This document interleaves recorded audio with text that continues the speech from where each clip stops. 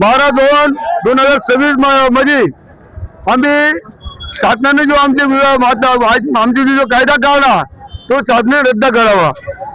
संपूर्ण धुळे जिल्ह्यामध्ये माथाडी कायद्याची निर्मिती झाली पाहिजे। एक जरी कामगार असला त्या ठिकाणी माथाडी कायदा लागला पाहिजे। शासकीय धान्य गोदामामध्ये जी कंत्री पद्धत करतात ती कंत्री पद्धत बंद झाली पाहिजे। कारण का 2-2, 3-3 महिने आमचे पगार होत नाही। दर शासकीय धान्य गोदामाच्या कामाची मजुरी आम्हाला वाढून मिळाली पाहिजे। 10 तारखेच्या आतमध्ये शासकीय धान्य गोदामाचा पगार झाला पाहिजे। सरकारने महाराष्ट्रामध्ये जे कायदे काढलेले हे कायदे रद्द झाले पाहिजे। दुसरी गोष्ट माथाडी मंडळाची लेवी वाढली पाहिजे।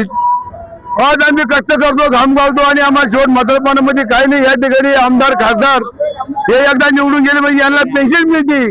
आम्ही कष्ट करून 50-50, 60-60 वर्ष आम्ही कष्ट करतो तरी आम्हाला पेन्शन का नाही? या ठिकाणी आम्हाला पेन्शन मिळाली पाहिजे ही आज आमची मागणी आहे। जर शासनाने याची दखल घेतली जर नाही तर आम्ही पुढचं आंदोलन हे जाऊ दे, आम्ही आज रोडवर बसतो पण पुढचं आंदोलन आम्ही जेल बेल केल्याशिवाय राहणार नाही। शासनाने याची नोंद घ्यावी ही विनंती। आज आम्ही या ठिकाणी रस्ता रोको आंदोलन केलेलं आहे। कारण का पुरा महाराष्ट्रामध्ये हे आंदोलन आहे। आज महाराष्ट्राच्या अंमल मापडी महामंडळाने या आंदोलनाला पाठिंबा दिलेला आहे।